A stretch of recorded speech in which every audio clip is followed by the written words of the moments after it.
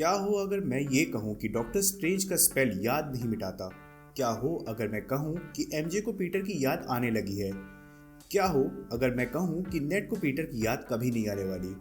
और क्या हो अगर मैं ये कहूँ कि ब्रांड न्यू डे पीटर की जिंदगी के सबसे बदतर वक्त की बस शुरुआत है?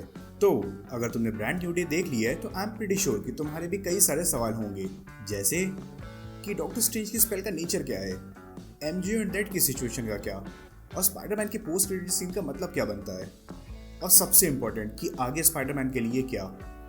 तो बिना किसी टाइम को वेस्ट किए और थोड़ा हिसाब किताब देख लेते हैं।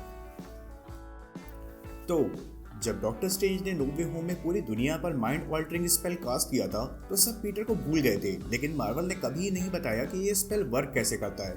बस हमें ये बताया गया कि ये स्पेल पीटर की आइडेंटिटी को पूरी दुनिया से मिटा देगा, जहाँ यही पॉइंट इस पूरी स्पेल को परफेक्टली एक्सप्लेन कर देता है। डॉक्टर स्ट्रेंज का पावरफुल स्पेल किसी मेमोरी वाइप की तरह काम नहीं करता जो यादों को पूरी तरीके से इरेज कर देता है, बल्कि मेमोरीज वहीं रह जाती हैं, लेकिन जिनके साथ वो मेमोरीज बनाई गई हैं वो इन्फॉर्मेशन डिलीट हो जाती है। जस्ट लाइक तुम्हें किसी ने ब्लॉक कर दिया हो। तुम्हारे पास उस बंदे से की गई सारी बातें होती हैं, लेकिन प्रोफाइल का नाम हमेशा अननोन दिखाता है। और क्योंकि हम जानते हैं एमसीयू में मैजिक को साइंस से एक्सप्लेन नहीं किया जा सकता, इसलिए ब्लॉकिंग बिल्कुल ही एब्सोल्यूट है। लेकिन हर सिस्टम बिल्कुल ही परफेक्ट बन जाए ऐसा तो बस थियोरेटिकली ही पॉसिबल है, क्योंकि चीज़ें वक्त के साथ डेवलप होती रहती हैं, और अगर आप अपने एसेट्स को अपडेट नहीं रखेंगे तो कोई ना कोई वायरस आपके सिस्टम को नुकसान पहुंचा ही देगा। जहां पीटर पे यूज़ की गई स्पेल एग्जिस्टेंस में पूरे 4 साल थी, इसलिए वो डेवलपिंग वेरिएबल्स के लिए कभी बनी ही नहीं थी। जो वेरिएबल ब्रांड न्यू डे में थी जीन ग्रे, एक साइकिक म्यूटेंट जो लोगों को कंट्रोल ही नहीं बल्कि उनके दिमाग से इंफॉर्मेशन भी निकाल सकती है।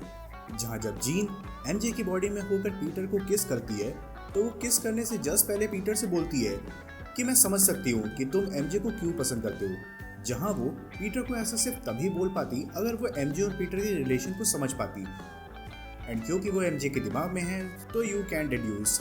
जिसके बाद वो पीटर से बोलती है कि अफसोस इसके दिमाग में तुम कहीं नहीं हो, जिसका मतलब ये हो सकता है कि स्पेल अभी भी वर्क कर रही है।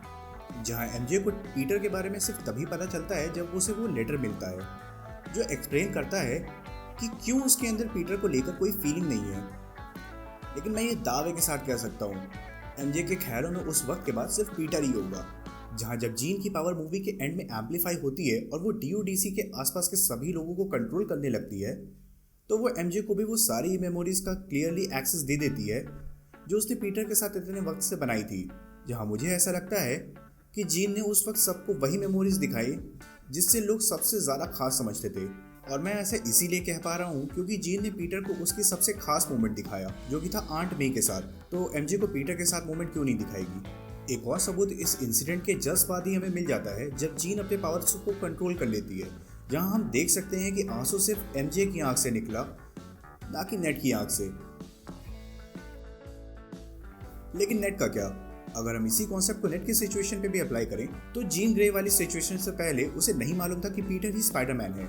जहां अगर उसने अपने और पीटर के हैंडशेक से ये कंक्लूड भी कर लिया होगा कि स्पाइडरमैन भी मेरे साथ यही करता था और पीटर ही स्पाइडरमैन है, तब भी वो फीलिंग वो कभी पीटर के लिए वापस नहीं बना पाएगा, क्योंकि 4 साल बीत चुके हैं और इतने लंबे वक्त से पीटर से दूर रहने के बाद अचानक से पीटर को अपना बेस्ट फ्रेंड मान लेना नेट के लिए आसान नहीं होना चाहिए।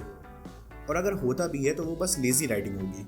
और कहीं अगर किसी ने नेट को स्पाइडरमैन के खिलाफ भड़का दिया तो कहीं अपना सीईओ हॉबगॉब्लिन ना बन जाए, क्योंकि ये तो स्पाइडरमैन की एक रनिंग थीम है कि स्पाइडरमैन का दोस्त स्पाइडरमैन के खिलाफ होगा और स्पाइडरमैन का सबसे बड़ा दुश्मन उसका कोई करीबी ही होता है, जैसे ग्रीन गॉब्लिन, तो हॉबगॉब्लिन क्यों नहीं।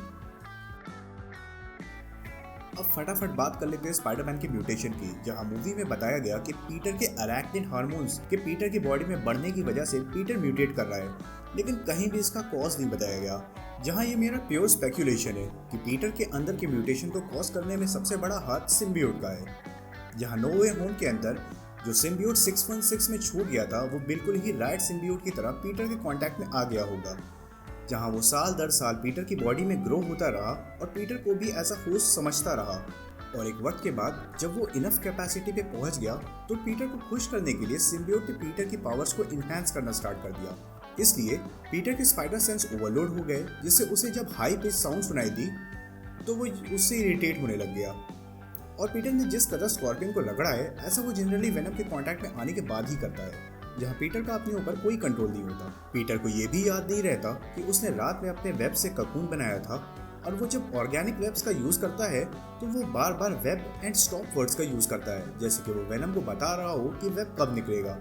और इसके अलावा भी जीन, जो खुद में ही एक टेलीपैथ है और जो कि लोगों के दिमाग में घुस सकती है, वो पीटर को देखने के बाद सबसे पहले उसे यही कहती है कि अपने अंदर के मॉन्स्टर से छुटकारा पा लिया। जहां अभी के लिए मुझे ऐसा लगता है कि ये परफेक्ट सेटअप होगा अगर मार्वल वेनम को नेक्स्ट मूवी में सेटअप करना चाहता है तो। जरा सोचो, स्पाइडरमैन 5 में पीटर सिनिस्टर सिक्स से पिट रहा है, वो जख्मों से भरा हुआ है लेकिन उसका जज्बा अभी बरकरार है। लेकिन जैसे हॉबगॉब्लिन अपना मास्क उतारता है और पीटर सीईओ को देखता है, वो टूट जाता है, जिसके बाद उसके ऊपर वेनम टेक ओवर कर लेता है। और जब अगली बार पीटर अपनी आंख खोलता है तो वो अपने आप को अपने बिस्तर में पाता है। या फिर रूसोस वेनम को स्पाइडरमैन के लिए एज अ पावर अप भी यूज कर सकते हैं डूम से लड़ने के लिए। I don't know, it's just wishful गेसिंग।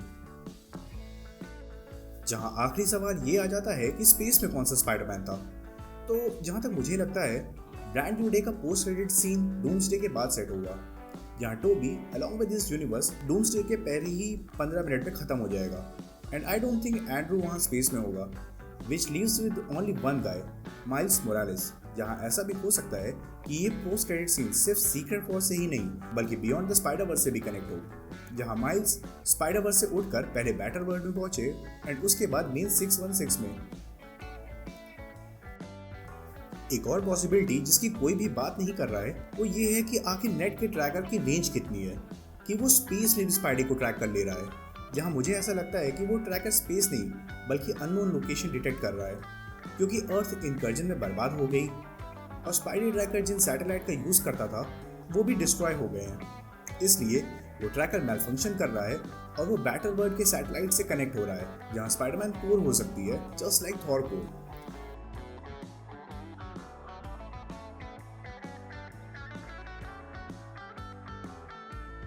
बाकी तुम्हें इसके बारे में क्या लगता है जरूर बताना।